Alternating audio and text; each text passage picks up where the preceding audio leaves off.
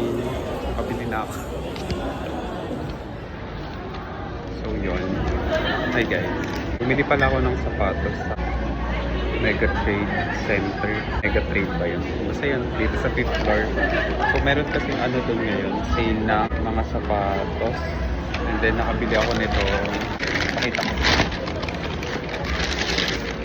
So Reebok siya.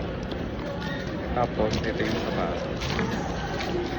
Bali yung original price is around 1647.50. Tapos nabili ko lang siya na 988. Ay 988.50. So malaki na din yung naging discount. May nakita kasi ako nung una na maganda din sa akala ko 1.6 yung price niya. Tapos nung nakita ko 4,000 pala yun. Sukatin ko lang. So ito siya. Ayan, ito yung black. May nakita ko dun talaga siya yung pure black. Pero nasa 4K kasi yung presyo niya. Yun na yung discounted price. Kasi parang nasa 6K daw yun.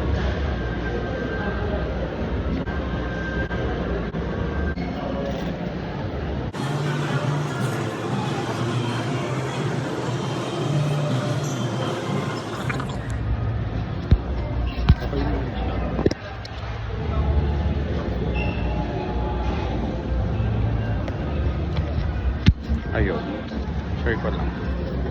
So hanggang bukas yung parang July 31 hanggang August 4.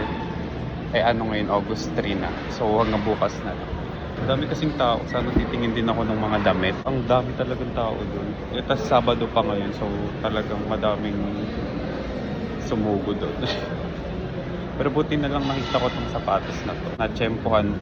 Settled na ako dun sa sa 1.6 plus na yun. Sabi ko mura, nakatipid na ako ng 300 pesos kasi ayun, may nakalagay pa kasi dito. Saan ba yun?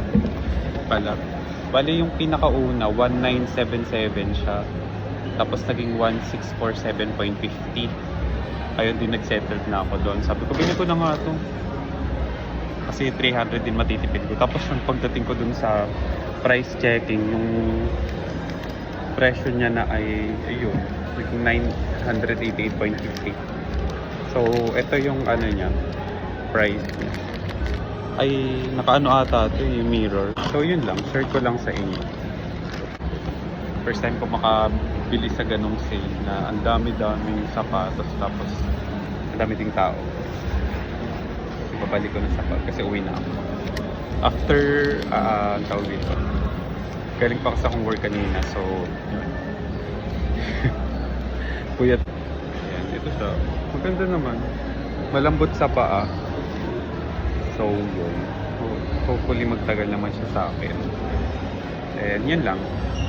Gusto ko lang i-share sa inyo. Kasi puro black, ay puro white yung sapatos ko napakalibagi naman nun. Ito, maganda naman siya. Matangkad kaya okay din. Dagdag height. So yun lang.